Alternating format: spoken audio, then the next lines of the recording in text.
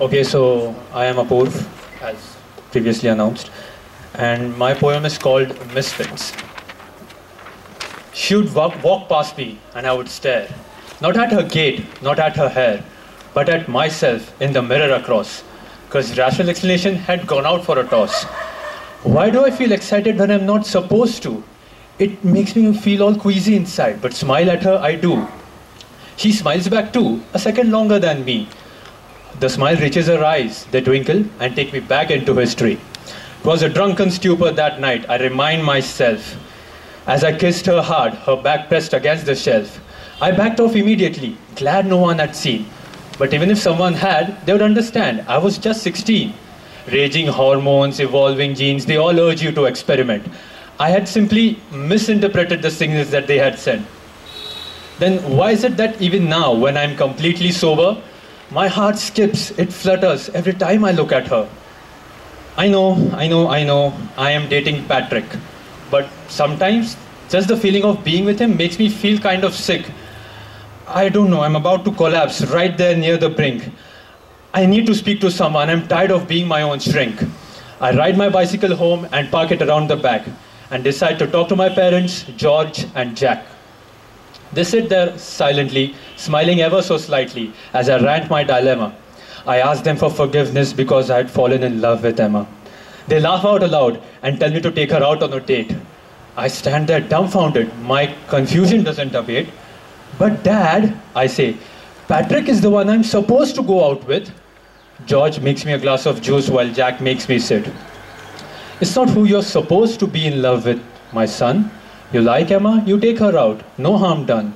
But Dad, you both love each other and you're both men. And I'm your son, so how can I like women? George and Jack look at each other, suddenly nostalgic. They speak about a time when they were young and had confused love with logic. Jack was in a rough phase of life. He was experiencing a different emotion. But he couldn't speak to anyone. He couldn't come out, lest he'd be shunned. He knew he liked George more than any of the girls. And George liked him too, because he always played with his girls. Listen, son, Dad said to me, sitting across the table. You can love whomever you want. Don't concern yourself with labels. It's more important that you understand her and enjoy and manage to have some fun. Doesn't matter if it's a boy or a girl, as long as she's human.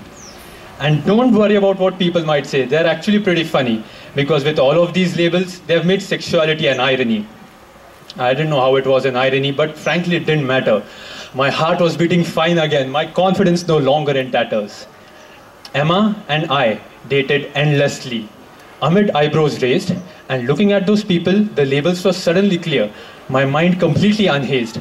I realized how stupid labels were when people would angrily berate, because for a man who loved a woman's curves, they called me straight. Thank you. Nice. Now, Apurv's biggest fan girl, Priyanka. That's my introduction already. I'm not saying anything on myself. I'm not, huh? By the way. Clarifying. Being ironic.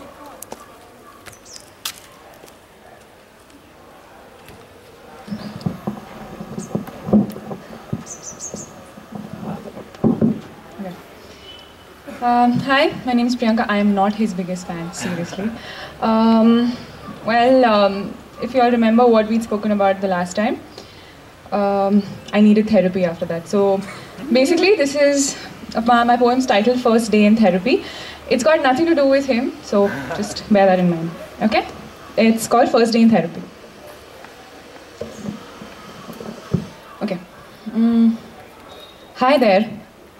I'm 5. You think I know how to survive? My mother taught me everything she could before she caught fire in the kitchen wood. My father slouched in a